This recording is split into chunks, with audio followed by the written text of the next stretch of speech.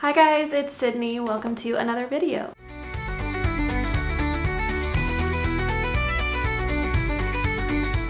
I'm so excited for this vlog because I am reading Outlander by Diana Gabaldon. I have been saving this book for the perfect time in my life because I have been a huge major fan of the TV series for such a long time, and I have always wanted to go back and read the book. But for whatever reason, I had just never gotten around to it, and I think that I was so hesitant because I was a little bit afraid that I wouldn't love the book as much as I loved the TV show. But one day I thought, you know what, I am going to make this a whole experience. I'm gonna vlog the whole process, and I'm going to actually sit down and read Outlander and share my thoughts on it and rave about how much I love Jamie and Claire and just totally immerse myself in this book. I'm gonna be sharing all of my thoughts. I'm gonna try and keep it mostly spoiler free, but I think there probably will be some mild spoilers in this video. So if you are someone who wants to either read Outlander or watch Outlander and you want to have zero context as to what this story is about, maybe save this video and come back to it later. But if you're curious and you do want to have a little bit of context as to why so many people love this book series and the TV series, then keep on watching. I'm just so excited. I would say Outlander probably has the #1 spot in my heart for TV shows that I've ever watched. I remember when I first discovered it, I don't think I left my couch for 2 months, and it was 2022, it was summer, it was really rainy, and it just felt so fun to really dive into and just become obsessed with a new TV series where I literally had a hard time doing or thinking about anything else. So I have such high hopes for this book, and I'm excited to dive in. So in today's vlog, since it's centered on one single book, I think it'd be really fun to start with creating a mood board and finding a good Spotify playlist to listen to while I read and really just setting the vibes. I think that's a really good place to start, so let's do that first.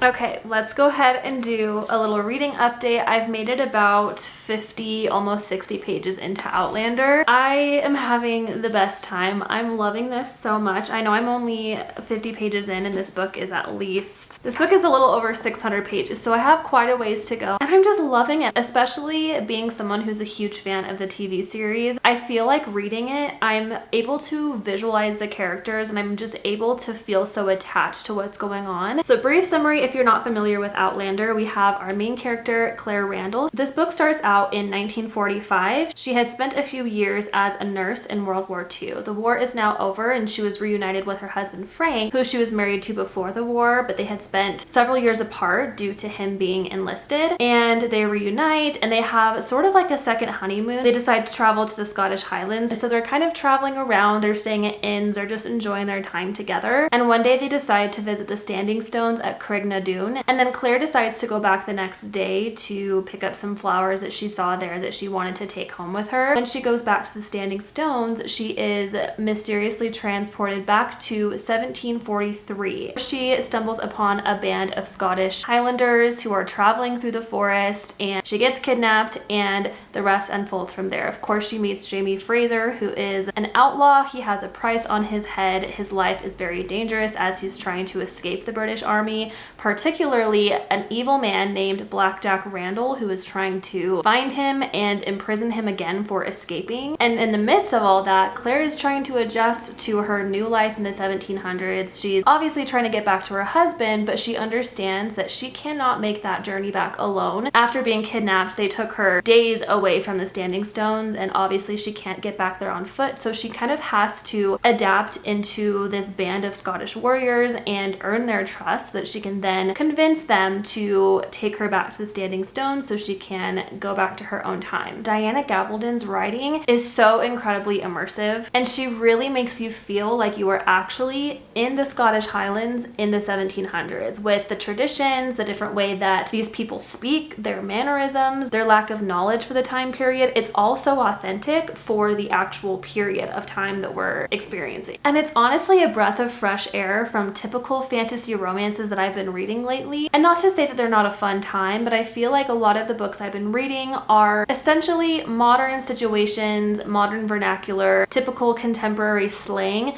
but then put in a ancient time period or a historical setting, but it just doesn't fit, and it doesn't feel like these characters are actually in the setting that they're being described in. And so I just love with this book, we have so much research, we have a lot of nods to Scottish culture, and obviously I understand that it's probably not 1000% historically accurate because of course it was written by an American, but I still love the time and care and effort and energy that this author put into making you feel like these characters are real and that this situation is authentic, especially with different food that they're eating and the ceremonies and the language. It's just so much fun to read because it's like the second you sit down and open this book, you're instantly transported. We're loving it. I also really enjoy that this book was written in the 90s. This was published, or at least the first book was published in 1992. And it's crazy to think that the 90s were that long ago. I'm personally a 90s baby, so I'm like still in denial that the 90s are vintage. But with this story being over 30 years old, I think it just adds to that feel of it being convincing as a historical romance because it wasn't written a year ago. And obviously that's not to say if a book was published within the past few years, it can't be an authentic historical romance, but I just think that it adds a level of like, this book feels a little bit older, it feels a bit aged, but in a good way. I don't know. It's hard to explain, but I'm loving it. And it's also the perfect late summer read. I have been spending every waking moment possible outside in the backyard on my hammock, just sitting with this book and reading it and devouring it. And I just feel like it's one of those books that you have to read outside if you can, because of the atmosphere, because of the setting, the descriptions. It's all so vivid. Like, she talks about the different types of flowers that are growing. She talks about the scenery in the Scottish Highlands. She talks about the weather, and all of it is just very well described. And so definitely recommend reading this outside if you can. Okay, so plans for this week. I think I'll spend probably the next couple days or so. I'm gonna try to get to page 200. I really want to get to Jamie and Claire's wedding so I can check in after that and sort of share my thoughts once we get to that point. I still have a bit of a ways to go, so I'll probably do another check-in in the next couple days or so. Okay, see you soon.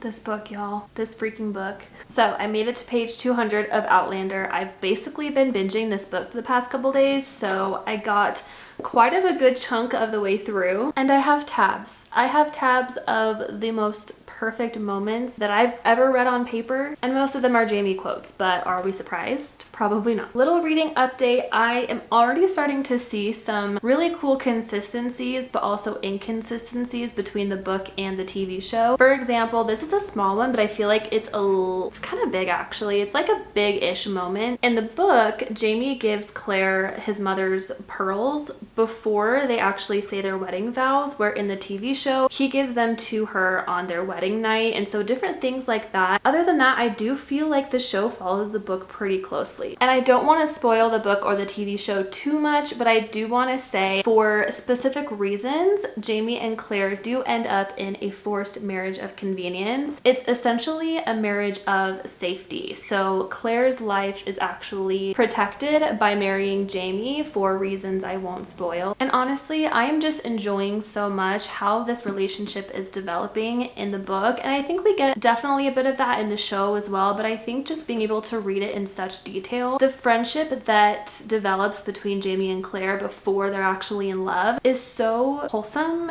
And I think that there's a lot of misconception that Jamie and Claire start out as enemies and then they're lovers. I think it's more of like slight enemies where they think they should be afraid of each other. They're not really trusting of one another, but very quickly they develop this trust and this friendship that is the perfect foundation for them to then get married and fall in love. And I just think the way it's done is so believable. And they have this conversation on their wedding night that's all about honesty, where he's basically like, I will never lie to you, I will always say what I mean. And they both have this agreement that in this time, you know, there's so many stakes and Jamie is an outlaw and there's a price on his head. And by being married to Jamie, Claire does have a level of danger where she kind of always has to be watching her back. And he's very clear to her that like, while you're married to me, you have the protection of my body. I'll never let you go hungry. You can expect full honesty from me. And I just think that the way that Diana Gabaldon creates this sense of trust between them is so interesting to see, because it doesn't feel, I mean, of course they were thrown into this marriage and there are a few reasons why it's beneficial for the two of them, but I like that it didn't feel rushed in a way where we just see two people getting married and there's no tension, there's no feelings between the two of them. Like, they genuinely have such a good friendship going into it, and I think that that's why this works so well. And then of course the famous line where Jamie says, I'm a virgin, not a monk. When I first watched that in the wedding night episode, I lost it. Like, it was the best moment, and when I read it in the book, it hit just as good. And I think that moments like this are so much fun to read because the whole time he's being described as young and naive and innocent, but the more time that he spends around Claire, he relaxes and he comes out of his shell and he really starts to develop this confidence where he's pulling one-liners that are so cocky but also in this very endearing way, and she's just able to pull him out of his shell and he's able to experience things that he's never experienced before. And it's just all so much fun to see Jamie's development in that way. So the plan for today, I'm gonna get a little bit of work done and then I think I might go outside for a couple hours and try and read some more. I do think it's supposed to rain later this afternoon, so we'll probably get a forest rainstorm, which I love in the summer. And at that point, I'll probably come inside and actually restart the show. I wanted to get at least 25 to 30% into the book and then start the show from season 1, episode 1. Since I haven't seen it in over 2 years, I wanted to watch it alongside the book, but I still wanted to get a good chunk of the way through the book before starting to watch it again. And I can't wait to get back into the show. It's seriously one of my favorite shows of all time, and I would literally give anything to feel the same way that I felt when I watched Outlander for the very first time. Hopefully I can get a sense of that. I think I definitely will because I'm reading the book now and it's just a whole new experience and I can't wait. Okay, see you soon.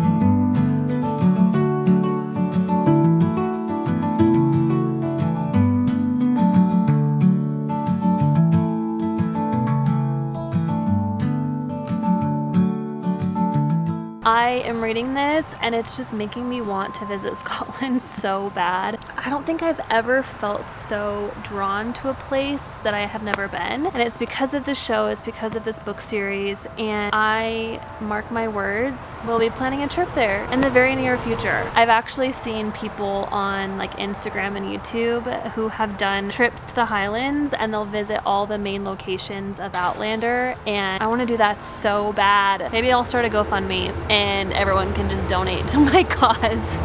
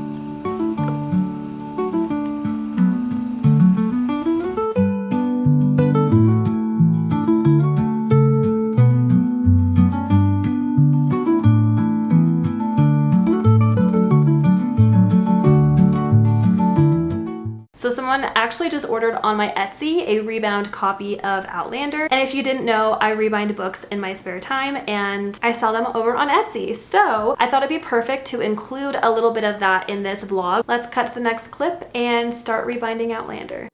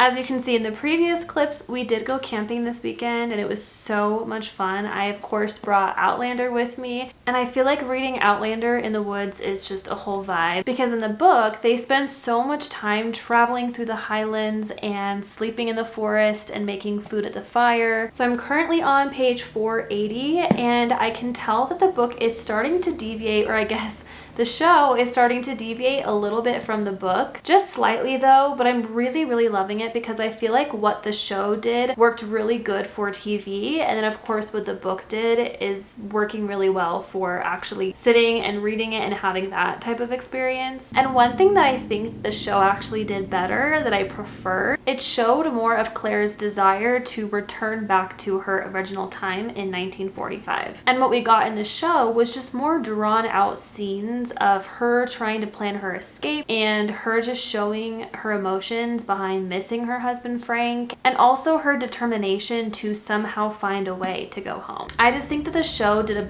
bit better of a job just pulling that emotion out of you, where you felt her yearning and her dilemma around making that decision to stay or go home. I'm also really loving Galis Duncan's character. She was one of my favorites in the show. I just love the dynamic between her and Claire. I love that Claire has a female presence, this friend that she meets at Castle Leoch that she can really confide in and relate to because they're both really into herbs and medicinal healing and things like that. And I feel like the witch hunt scene in the book felt so much more satisfying because I must say the stakes were just higher. The scene was a lot more developed, there was more to it, it went on for much longer, and I think I did enjoy that aspect of the book a bit more than the show. And I think that Galis is such an interesting character because she has this ditzy, almost aloof type behavior, but part of you is just so sure that she definitely knows a lot more than she's letting on, and that she's so much more than just this witchy, zany character. And I also like that we're getting so much background into Jamie's character and his childhood because I feel like it does a really good job of showing us why he is the way that he is. He had such a traditional, almost savage upbringing, I would say, and he was raised to be stubborn and violent. And then to see the way that he starts to treat Claire, how he's falling in love with her, he learns so much about love through his experience with her, and I think that that just provides so much growth for his character, and it's just so satisfying to see. But at the same time, he doesn't lose that stubbornness. He doesn't lose what makes him who he is. He's still such an endearing character because he is very masculine, and he's a Scottish Highlander, so of course he has more traditional views, and he has a very strong faith, and he's just very set in his ways, but he's also such a lovable character, and he is so loyal and faithful to Claire. Like, I have so many Jamie quotes underlined in this book where he's just like pouring out his soul. And I also love that Jamie speaks exactly what's on his mind.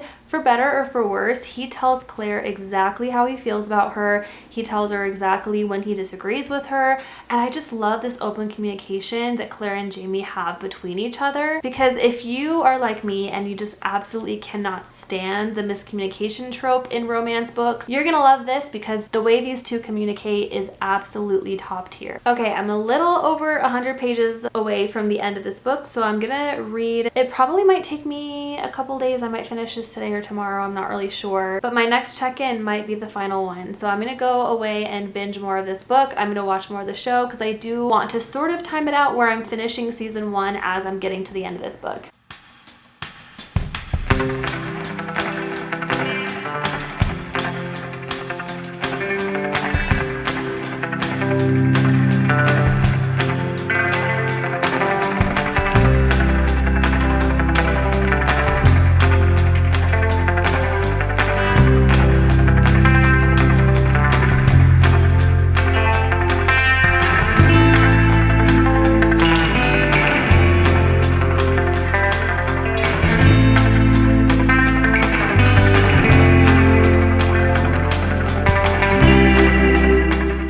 Officially finished Outlander, and I can genuinely say I never wanted this book to end. It took me about 2 weeks to read this. It's a very, very long book. It's over 600 pages, and each of the pages has small text, and there's a lot fit into a single page. But honestly, I just devoured this one. I feel like I really wanted to savor it and not rush through it, because honestly, this hasn't happened in a while for me reading a book, but every time I sat down, I felt like I was just sucked into the story, and I went to a different place and I was transported, and it was just something that I wanted to really soak in. And also, as you saw, I decided to rewatch season 1 of Outlander as I was reading the book, and I'm so glad I did that. I would sort of read several chapters and then watch the show up until the point that I was at in the book, and I noticed that the show does follow the book pretty closely for the first half or so, and then about halfway through, the show does start to deviate a little bit in the sense that they do add some plot points, and they kind of change the order of some scenes just to make it make a little bit more sense for TV. And I have to say, although I loved the book, I do prefer the changes that the TV show made because I feel like they were very smart and well done. For example, in the book, we only get Claire's POV. So we're only ever in her head. We're only ever seeing things happen that she was witness to. And throughout the story, we do have other characters kind of explaining what happens in other areas simultaneously to Claire's POV. But in the book, we actually get the scenes. So we actually see what happens when Jamie goes to rescue Claire in many situations. And we see kind of the lead up of how he gets to her. Instead of just being explained what happens from his words, we actually get to see it unfold in real life. And I think that that's really just good to see. I also like how in the TV show, we actually get Frank's perspective, because in the book, Claire gets transported through time and we never actually know what happens in 1945 where her husband is looking for her and he's worried about her and he's kind of falling apart. But in the show, we really do get to see how her disappearance affects him, and it just makes things feel a lot more realistic, and it also makes Claire's decision to stay in Scotland a bigger moment because we know what she's leaving behind and we actually understand how hard it is for her to make that decision to choose Jamie over Frank. So all in all, I ended up rating this a 4.5 out of 5 stars. This was so